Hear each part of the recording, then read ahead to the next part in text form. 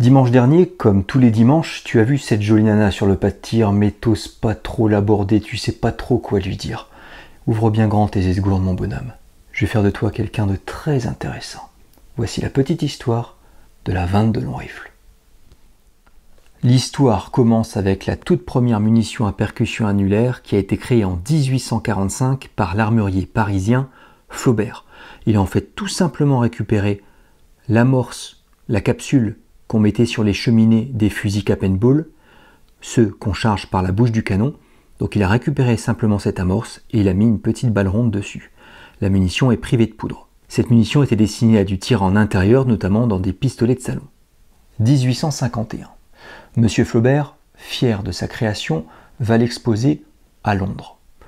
Arpente les couloirs de cette exposition un certain Horace Smith et Daniel Wesson, deux Américains.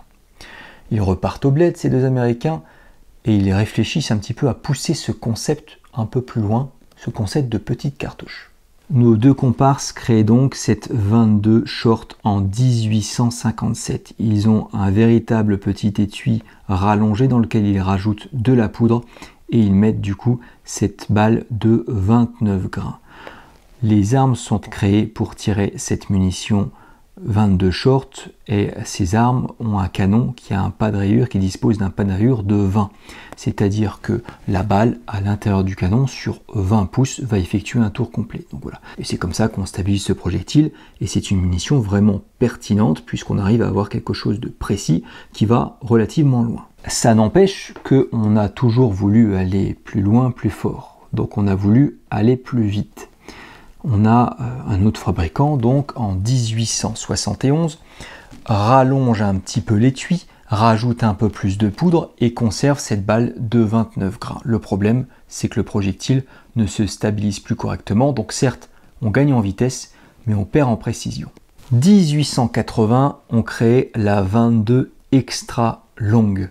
On rallonge encore un peu plus l'étui, on rajoute encore un peu plus de poudre, mais cette fois-ci, on lui met une balle de 40 grains, un peu plus lourde. Ça n'empêche qu'on n'arrive toujours pas à stabiliser, à gagner en précision, mais par contre, effectivement, on gagne en vitesse. Et donc, in fine, on a plus d'énergie au niveau du projectile. Et bien, en fait, cette munition n'était pas du tout précise donc dans les carabines. Elle a été conservée pour être tirée dans des revolvers pour la défense personnelle. Il aura fallu attendre 1887 pour que la Stevens Arm Tool Company, la Thomas of Union Metallic Cartridge Company et la Peters Company s'associent pour créer cette munition.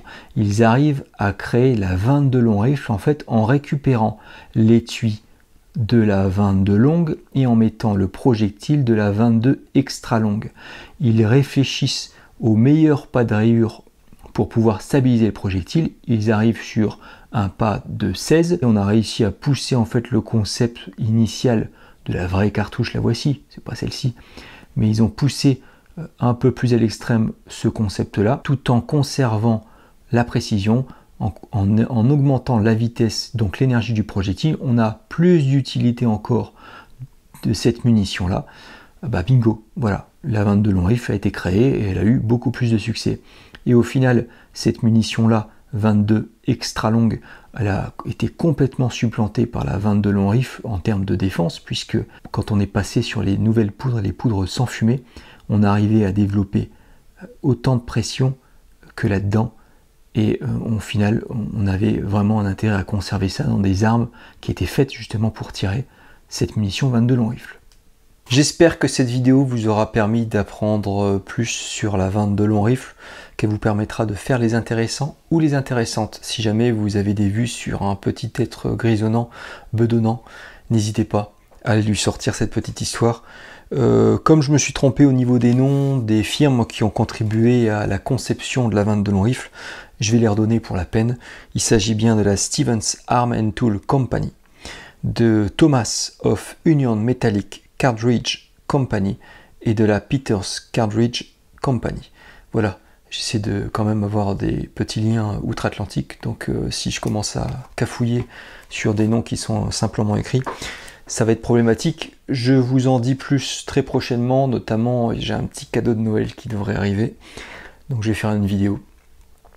Et j'espère que ça vous plaira, parce que moi, rien qu'à d'y penser, j'ai le sourire aux lèvres. Voilà, à très vite. Ciao, ciao.